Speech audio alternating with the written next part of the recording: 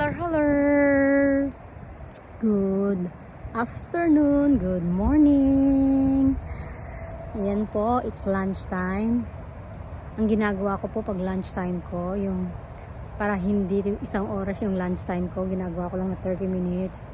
Habang nagwo-work ako, kumakain ako ng lunch ng 30 minutes. Tapos, yung 30 minutes na pinaka-lunch break ko, yun yung ginagamit kong maglakad-lakad.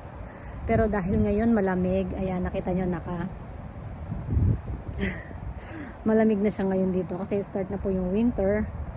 Hindi man siya nagyayelo pero sobrang lamig na akala mo nandun ka sa may freezer minsan, pero ngayon hindi naman siya ganun kalamig. Kaya ayan po, lalakad po tayo para kahit papaano bumaba yung ating kinain kasi maghapon po tayong nakaupo sa ating office. So ayan,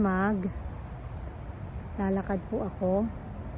Kaya lang ayoko munang maglakad kasi nilalamig pa ako, pero maya pero nakalakad na rin po ako ng ilang minuto.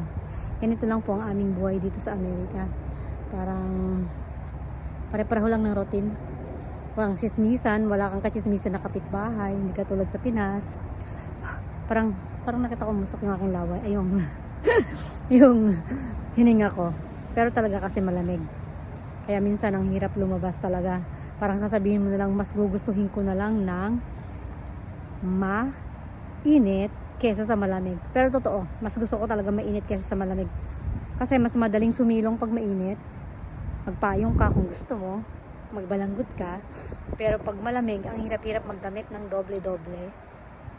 Ang hirap-hirap yung damit mo, tatlo. Tapos ang daming labahin, syempre. Ang daming labahin. Diba? Kasi syempre, ilang layer yung isusuot mo. Hindi mo naman pwede hindi lalabhan. Kahit na hindi dumikit yung jacket sa katawan mo, mas gusto ko pa rin nilalabhan.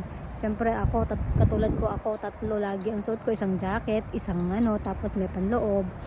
Yun. Tapos syempre, yung medyas mo makapal. Ganon. Para kahit papaano, hindi ka magkasakit. Ang hirap-hirap. Yun nga, ang mahirap dito pag malamig kasi nandito ka lang talaga sa loob, hindi ka makakalabas. Mahirap lumabas. Sa mga taong kaya yung lamig, okay lang sa kanila, pero sa akin hindi okay ang lamig. Mas okay sa akin ang init. Mas gusto ko yung mainit kaysa malamig. Kaya yun lang. Thank you for watching. Just a little bit update, just a little bit video for you. Thank you for watching. Sana po may mga manood. Sana po may makuha akong mga manonood dyan. Thank you. Bye. Let's walk.